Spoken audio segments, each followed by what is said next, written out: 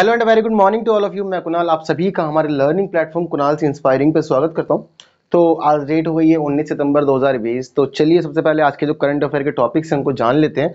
तो आज के हमारे करंट अफेयर के टॉपिक्स हैं, पहली वार्षिक US India cyber defence dialogue. दूसरा टॉपिक है हमारा एडीबी नया कंट्री डायरेक्टर। और तीसरा टॉपिक है G20 देशों की बैठक। और चौथा हमारा टॉपिक है संसद सदस्य वेतन भत्ता और पेंशन संशोधन अधिनियम 2020। इस पर हम एक संक्षिप्त चर्चा करेंगे आज की क्लास के अंदर। तो सभी टॉपिक परीक्षाओं की दृष्टि से तो खैर महत्वपूर्ण है ही। तो चलिए सबसे पहला जो टॉपिक है इसको शुरू कर लेते हैं और समझते हैं। तो देखो, जैसे कि समझ में आ रहा होगा, जो टाइटल है, टाइटल से क्या पता लग रहा है कि पहली वार्षिक, यानी कि पहली बार एक ईयरली मीट हुई है। किसके बीच में हुई है? यूएस और इंडिया के बीच, यानी कि अमेरिका और इंडिया के बीच में पहली बार एक ईयरली मीट हुई है। किस चीज के ऊपर हुई है? साइबर डिफेंस डायलॉग को लेकर के। ठीक है, तो साइबर डिफेंस क्या होता है, जैसे कि हम समझते हैं, देखो पूरी की पूरी दुनिया, आप तो कोई भी नहीं रह गया है, सब जगह पर क्या हो रहा है, इंटरनेट का बहुत ही ज्यादा इस्तेमाल हो रहा है और बहुत ज्यादा अधिक मात्रा में हो रहा है। तो इससे क्या हो रहा है कि अब कोई भी हो, चाहे छोटे छोटा व्यक्ति हो या बड़े से बड़ा व्यक्ति हो उस देश का, सभी अब सोशल मीडिया से, इंटरनेट कनेक्टिविटी से जुड़े हुए हैं। तो देखो ऐसी स्थिति में क्या हो गया, इन चीजों का खतरा, यानी कि प्राइवेसी को लेकर के जो खतरा था वो बहुत ज्यादा बढ़ गया है। कैसे बढ़ गया? जैसे कि हम समय समय पे, अगर आप भी रेगुलर न्यूज रीडर हैं तो आप भी बीच बीच में खबरें पढ़ते रहते होंगे कि किसी का अकाउंट हैक हो गया, सोशल मीडिया अकाउंट हैक हो जाता है लोगों का। और आजकल एक नया ट्रेंड चल रहा है कि सबके सोशल मीडिया अकाउंट को हैक किया जाता है और उसके बाद जितने भी लोग उन अकाउंट से जुड़े हुए होते हैं उन लोगों के पास में मैसेज भेजे जाते हैं कि पैसों की जरूरत है, आप प्लीज मनी ट्रांसफर करें। एक अमाउंट बोला जाता है उनसे मनी ट्रांसफर करने के लिए, बहुत सारे लोग ट्रांसफर कर भी देते हैं। बाद में पता चलता है कि जिसका अकाउंट है उस इंसान ने तो पैसे मांगे ही नहीं थे। वहीं साथ साथ क्या होता है कि बहुत सारे लोगों की ऑनलाइन ट्रांजेक्शन्स को हैक किया जा रहा है, जिससे कि उनको पैसे का नुकसान भी बहुत ज्यादा हो रहा है। और यह जो घटना है ये लगभग लगभग ऑल ओवर वर्ल्ड हो रही है। ऐसा नहीं है कि कोई विशेष देश है जो इससे संबंधित हो। तो उसी प्रकार इन्हीं जो साइबर सिक्योरिटी के, साइबर डिफेंस के जो ये विषय थे, उसको लेकर के भारत और अमेरिका के बीच में पहली बार इस प्रकार की कोई बैठक हुई है। इस साल हुई है, अभी हाल ही में हुई है, 2-3 दिन हुए। तो यह बैठक इन लोगों ने संपन्न कर ली है। यानी कि जैसे कि जानते हैं कोरोना महामारी है तो सारा का सारा काम अब ऑनलाइन चल रहा है। तो यह भी जो मीट थी ये ऑनलाइन ही की गई है। अब इसमें किस पे चर्चा की गई, जैसे कि मैं बात कर चुका हूँ कि भाई साइबर को लेकर के, यानी कि इंटरनेट वगैरह से जुड़ी जो भी चीजें होती हैं, परेशानियां बहुत ज्यादा हो रही हैं। जो प्राइवेसी हुआ करती थी पहले, कहीं ना कहीं अब वो खतरे में पड़ी हुई है, तो उसको लेकर के बात की गई है। तो साइबर के जो खतरे हैं उसको लेकर के बात की गई है।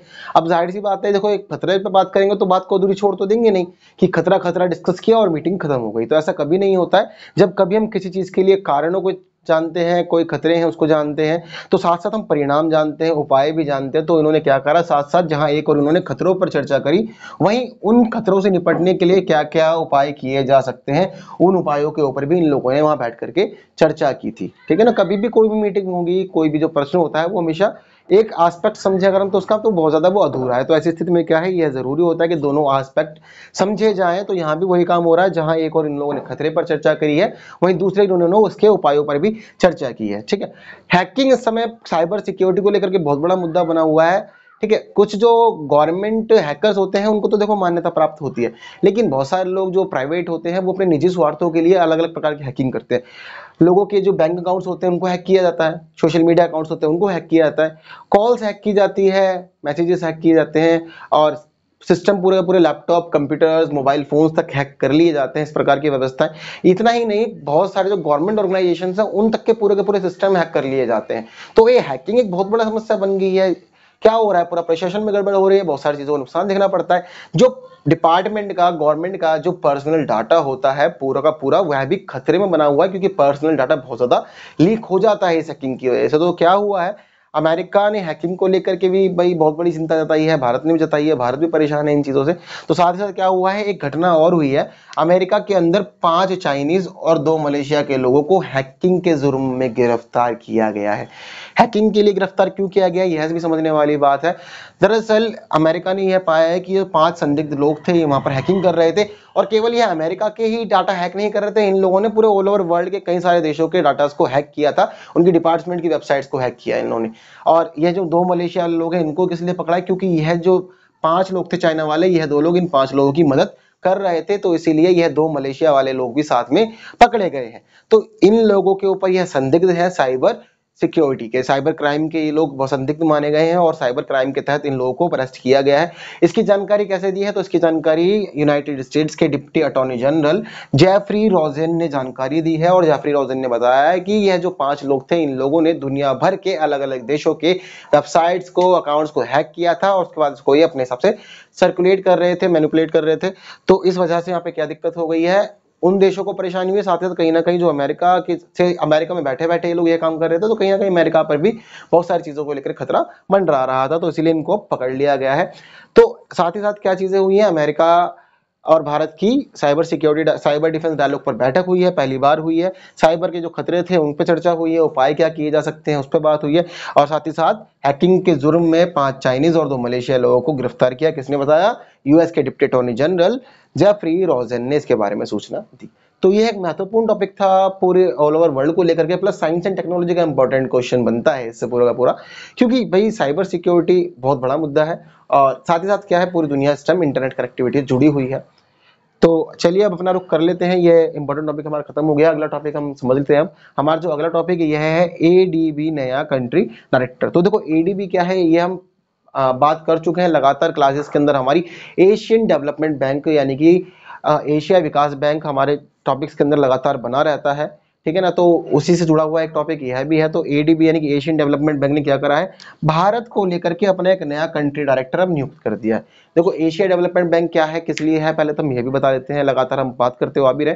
तो इसका जो मुख्य उद्देश्य यह है, ऐसा बैंक है जो विश्व बैंक के ढर्रे पे ही स्थापित किया गया, यानी कि जिस प्रकार का स्ट्रक्चर विश्व बैंक को दिया गया था, सेम वही स्ट्रक्चर इस बैंक ने भी अपने लिए कॉपी किया है और उसी तरह से काम ये कर रहा है। लेकिन इसकी खास बात क्या है, ये जो बैंक है, यह बैंक एक रीजनल बैंक है, ठीक है। रीजनल बैंक क्यों है, क्योंकि ये क्षेत्रीय स्तर पर काम करता है, ये ऑल ओवर वर्ल्ड लेवल पर काम नहीं करता। और इसका जो मुख्य उद्देश्य है, कौन से क्षेत्र को देखना है, इसका मुख्य उद्देश्य उन क्षेत्रों को देखना है जो एशिया और पैसिफिक से जुड़े हुए देश हैं, उनको लेकर के यह काम करता है। तो अब इसने क्या करा है, देखो जो भारत है एशिया का एक बड़ा देश है, तो इस एडीबी ने, एशियन डेवलपमेंट बैंक ने भारत को लेकर के अपना एक नया कंट्री डायरेक्टर नियुक्त करा है। जैसे कि भारत जो है वो उसका एडीबी का एक सदस्य है, तो इसीलिए कई सारी जो चीजें हैं इनकी आपस में चलती रहती हैं, समझौते होते रहते हैं, बहुत सारे काम वगैरह भी देखने होते हैं। तो इसीलिए क्या करा है, एडीबी ने अपना एक नया कंट्री डायरेक्टर भारत के लिए नियुक्त कर दिया है। कौन है नया डायरेक्टर, इसका नाम है टेकियो कोनिशी। टेकियो कोनिशी नाम का यह व्यक्ति अब भारत के कंट्री डायरेक्टर के रूप में नियुक्त हो गया है। लेकिन इससे पहले कौन था, इससे पहले थे केनिची योकोहामा। तो केनिची योकोहामा के साथ क्या हुआ है, केनिची योकोहामा अब एडीबी के दक्षिणी एशियाई विभाग के अंदर महानिदेशक नियुक्त हो गए हैं, तो इनको वहां पे महानिदेशक बना दिया गया है। तो इसी वजह से क्या हुआ, भारत के कंट्री डायरेक्टर का जो पद था यह पद अब खाली हो गया था। तो ऐसी स्थिति में क्या हुआ, एडीबी ने नया व्यक्ति नियुक्त करा, व्यक्ति है टोकियो कोनिशी। तो अब यह भारत के अंदर एडीबी के कंट्री डायरेक्टर के रूप में नियुक्त हो गए हैं। तो अब भाई जाहिर सी बात है, कंट्री डायरेक्टर बन गए तो बहुत सारी जिम्मेदारियां भी हैं इनके ऊपर।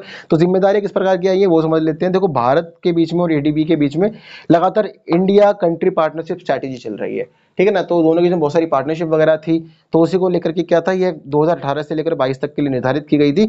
तो कहीं ना कहीं टोक्यो कोनिशी ने यह बताया है कि भाई यह इस स्ट्रेटेजी को आगे बढ़ाएंगे और लगातार जो पार्टनरशिप थी भारत और एशियन डेवलपमेंट बैंक के बीच में बनी हुई है, उसको यह और आगे तक बढ़ाते रहेंगे तथा आगे दोनों देशों के बीच में यानी कि एडीबी और भारत के साथ विकास के काम आगे आगे करते रहेंगे। तो उसके तहत जो जरूरी बात क्या है, हम एडीबी को समझे, नया कंट्री डायरेक्टर अब नियुक्त हो गया है, ठीक है। किसकी जगह पहले कौन था, पहले थे केनिची योकोहामा, लेकिन अब जो नए आए हैं वो आए हैं टेकियो कोनिशी, ठीक है।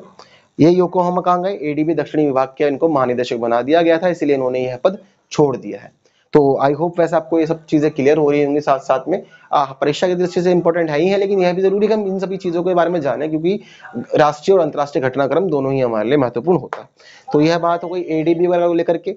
अगर एडीबी की हम खासतौर पर बात करें तो एडीबी का जो मुख्यालय है, एडीबी का मुख्यालय कहाँ पर है, फिलीपींस के अंदर है। इसकी स्थापना कब हुई थी, इसकी स्थापना 1996 में की गई थी, ठीक है। साथ ही साथ लगातार यह जो बैंक है यह सभी के काम के लिए लगातार कार्य कर रहा है। इसका जो मुख्य उद्देश्य है वो एशिया और पैसिफिक के जो देश हैं उनका विकास करने का उद्देश्य होता है इसका मुख्यतः। और साथ ही साथ में एक बात और देखी गई है, एडीबी का जो अध्यक्ष होता है अब तक वो जापान से ही चुना जाता है। साथ ही साथ जापान और यूएस, यूनाइटेड स्टेट अमेरिका, इसके सबसे बड़े शेयर होल्डर्स देश हैं अब तक। तो सबसे ज्यादा महत्वपूर्ण बात इसको लेकर के यह भी है कि एशिया और जापान और यूनाइटेड स्टेट्स के दोनों ही बहुत बड़े शेयर होल्डर कंट्रीज हैं। ठीक है, तो यह बात हो गई हमारे एडीबी के नए कंट्री डायरेक्टर की। तो जो बातें थी इसको ध्यान रखिएगा, परीक्षा में पूछी जा सकती है। आगे चलते हैं अपनी बात, अगला टॉपिक समझ लेते हैं। हमारा जो अगला टॉपिक है वह है G20 देशों की बैठक। G20 एक पुराना ग्रुप है और बहुत ही ज्यादा इंपॉर्टेंट ग्रुप है। इंपॉर्टेंट ग्रुप क्यों है इसको यह समझ लेते हैं। दरअसल पहले यह समझते हैं कि चर्चा में क्यों है। तो हाल ही में क्या हुआ है, G20 देशों की एक बैठक हुई थी। बैठक किसके ऊपर हुई थी, पर्यावरण के ऊपर। पर्यावरण के ऊपर इन्होंने एक मंत्री स्तरीय बैठक करी है G20 लोगों ने, G20 देशों के लोगों ने। तो यह बैठक पूरी तरह संपन्न हो गई है और इस बैठक की अध्यक्षता इस बार किसने करी थी, सऊदी अरब ने इस बैठक की अध्यक्षता की थी। तो अभी तक क्या इंपॉर्टेंट चीजें बन जाती है कि क्या हुआ भाई, पर्यावरण को लेकर के G20 देशों ने बैठक की, साथ ही साथ इसकी अध्यक्षता किसने करी, अध्यक्षता की है सऊदी अरब ने। तो यह दो क्वेश्चन तो इंपॉर्टेंट यहीं से निकल जाते हैं हमारे। अगर इस प्रकार के क्वेश्चन आते हैं, अध्यक्षता पूछी जाती है या बैठक किस टॉपिक के ऊपर हुई थी, तो वो यहाँ से क्लियर हो गए। तो अब हमें यह तो पता लग गया कि भाई बैठक किसको लेकर के हुई थी, पर्यावरण को, एनवायरमेंट के टॉपिक पे बैठक हुई है। तो अब की बार की जो थीम रही होगी वो थीम किसके ऊपर रही होगी, थीम भी कहीं ना कहीं एनवायरमेंट को लेकर के ही बेस्ड होगी। तो अब की बार की जो थीम थी वह थी realising opportunity of the 21st century for all. ठीक है, तो क्या कर रहे हैं यहाँ पे, इस थीम के अंदर क्या बताया जा रहा है, अपॉर्चुनिटीज दी जा रही है। किसको, सबको दी जा रही है 21वीं शताब्दी की अपॉर्चुनिटीज। तो किस प्रकार की अपॉर्चुनिटीज की बात की जा रही है यह समझ लेते हैं। देखो जी, अपॉर्चुनिटी दी जा रही है सब लोगों को पर्यावरण की चीजों को लेकर के। दरअसल क्या हो रहा है, लगातार जिस प्रकार से टेक्नोलॉजी ग्रोथ हो रही है, ठीक है, नई नई आधुनिकीकरण हो रहा है, मॉडर्नाइजेशन बहुत ज्यादा हो रहा है। तो ऐसी स्थिति में क्या हो रहा है, लगातार हवा गंदी होती जा रही है, पानी खराब होता जा रहा है, एनवायरमेंट बहुत ज्यादा प्रदूषित होता जा रहा है। और साथ ही साथ जो क्या है, बहुत सारे लोगों तक इनकी पहुंच संभव नहीं हो पा रही है। अगर हम देखें तो हर बार जब जब गर्मियां आती है तो ऐसी स्थिति में भारत के ही बहुत सारे राज्य हैं जहां पर पानी की कमी हो जाती है। तो इस समय क्या बताया गया है, ये बैठक की G20 के अंदर उन्होंने बताया कि भाई अपॉर्चुनिटी सभी के लिए सुनिश्चित हो सके 21वीं सेंचुरी के अंदर। तो इस प्रकार की थीम लेकर के उन्होंने विभिन्न मुद्दे उठाए। साथ ही साथ इन्होंने एक नया इनिशिएटिव यहाँ पर लिया। ठीक है, एक नया इनिशिएटिव लिया इन्होंने। इनिशिएटिव किस लेवल पे लिया, पूरे ग्लोबल लेवल पे सभी देशों ने मिलकर के यहाँ पर इनिशिएटिव लिया है। तो इनिशिएटिव क्या है वो समझ लेते हैं। तो इनिशिएटिव है रिड्यूसिंग लैंड डिग्रेडेशन। यह नया इनिशिएटिव इन लोगों ने लिया है। अब ये लैंड डिग्रेडेशन क्यों आया है बीच में, यह भी समझ लेते हैं। जब जब आपने पर्यावरण समझा होगा तो पर्यावरण के अंदर एक कंसेप्ट होता है लैंड डिग्रेडेशन, यानी कि मृदा अपरदन का। तो क्या हो रहा है कि जैसा कि हम देखते हैं आजकल हमारी आधुनिकीकरण बहुत ज्यादा हो रहा है, तकनीकी डेवलपमेंट हो रहा है। तो ऐसी स्थिति में हम लोग क्या कर रहे हैं, लगातार वृक्षों को काटते जा रहे हैं, पेड़ कट रहे हैं, जंगल कट रहे हैं। ठीक है, छोटे छोटे पेड़ पौधे, घासें जो हुआ करती सब कुछ काटते आ रहे हैं, साफ करते आ रहे हैं। उन जगह पर पक्की जमीन, पक्की कॉलोनियां, फैक्ट्री लगाई जा रही है। तो ऐसी स्थिति में क्या हो रहा है, जो पेड़ का मुख्य काम होता है, पेड़ जब अपनी जड़ें मिट्टी में जमा देता है तो ऐसी स्थिति में क्या होता है, ये ना मिट्टी को अपने आप में बांध के रखता है।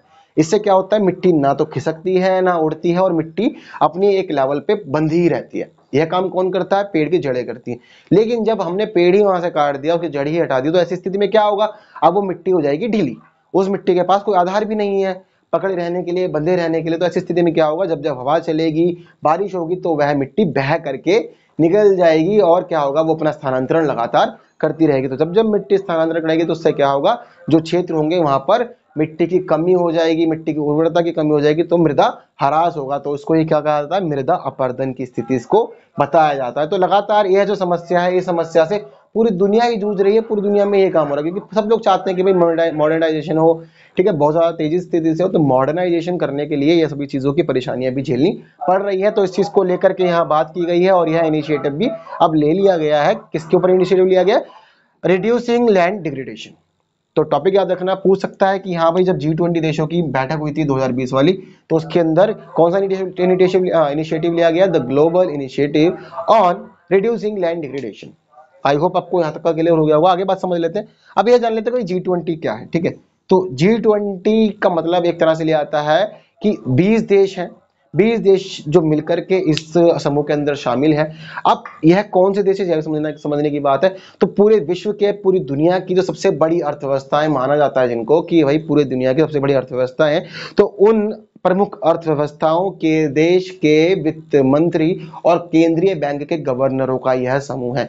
यानी कि अगर मुख्य रूप से देखें तो उस बैठक में कौन पार्टिसिपेट कर सकता है, केवल इन 20 देशों के वित्त मंत्री और केंद्रीय बैंक के गवर्नर ही इस G20 की बैठक में पार्टिसिपेट कर सकते हैं। तो इसमें कौन कौन है, देखो वैसे तो इसके अंदर बेसिक रूप से 19 देश है, यानी कि जिन्हें हम देश के नाम से जानते हैं वो 19 है। लेकिन एक और है, वो उसका नाम है यूरोपियन यूनियन। यूरोपीय देशों ने अपना एक अलग से समूह बना रखा है, उसका नाम यूरोपियन यूनियन है।